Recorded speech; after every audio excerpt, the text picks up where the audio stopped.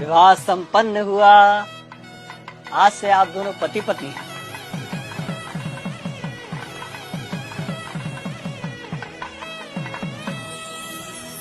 भाई साहब, पंडित जी को भी दक्षिणा देके निपटाओ बस।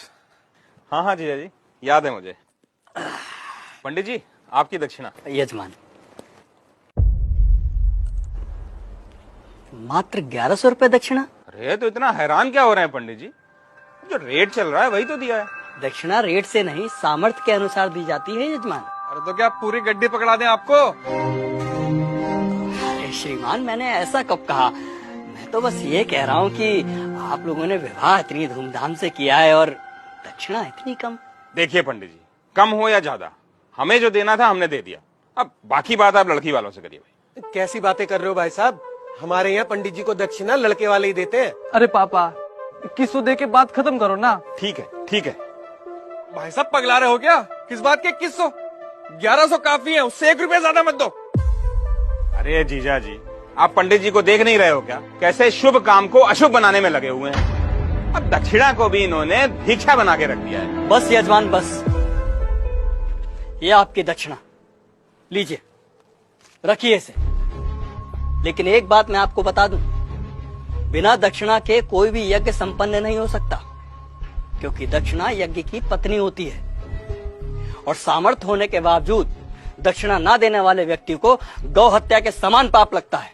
अरे यार, इन पंडितों का यही है, जरा सा कुछ कह दो फौरन पाप पुण्य शुरू हो जाता है इनका, और इनकी जेब भरते रहो तो सब ठीक है। सही कह रहे हो जीजा जी। अरे मजे तो इन्हीं के हैं। गद्दे पे बैठ के 2-4 मंत्र पढ़ेंगे, विवाह संपन्न हुआ कह के मांग लो मोटी दक्षिणा। बस, बहुत बोल चुके हैं आप लोग, अब मेरी सुनिए। अरे आप जैसे व्यक्ति लाखों करोड़ों रुपए विवाह के खान पान, गहनों, महंगी गाड़ियों, आतिशबाजी और बैंड बाजों में खर्च कर देते हैं, लेकिन जब समय आता है पंडित जी को दक्षिणा देने का, तब आपके हाथ रुक जाते हैं, मानो पंडित ने दक्षिणा नहीं आपसे आपकी संपत्ति मांग ली हो। एक बात बताइए, यदि किसी विवाह में पंडित ना हो, फेरे और बाकी कर्मकांड ना कराए जाए, तो इन 56 भोगों, नाच गाने और शराब पी के हुड़दंग मचाने से विवाह संपन्न हो जाएगा? नहीं होगा, क्योंकि विवाह में इन सब का कोई महत्व नहीं होता। लेकिन फिर भी हमारे समाज में वैदिक रस्मों की बजाय इन व्यर्थ के आडंबरों को बढ़ावा दिया जा रहा है। विवाह में फला बैंड आएगा, मेगा फार्म हाउस होगा, विवाह में आने वाले बारातियों को क्या और कितना शगुन देना है, इसकी तैयारी महीनों पहले शुरू हो जाती है। और मंडप में अगर पंडित सुपारी मांग ले तो आप कहते हैं कि अरे पंडित जी भूल गए। क्या यही तरीका होता है विवाह का? और आप क्या कह रहे थे प्रकाश जी कि पंडित का काम ही क्या होता है? आराम से बैठ के 4 मंत्र पढ़ देना और दक्षिणा के लिए हाथ फैला देना।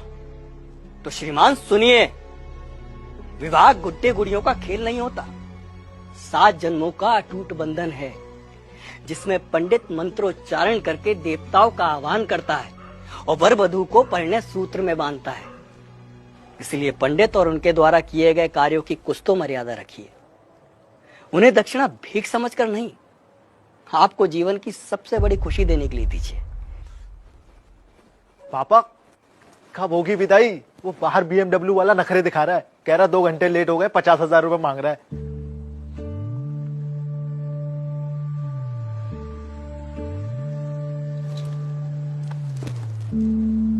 ये तुम्हारे विवाह की दक्षिणा।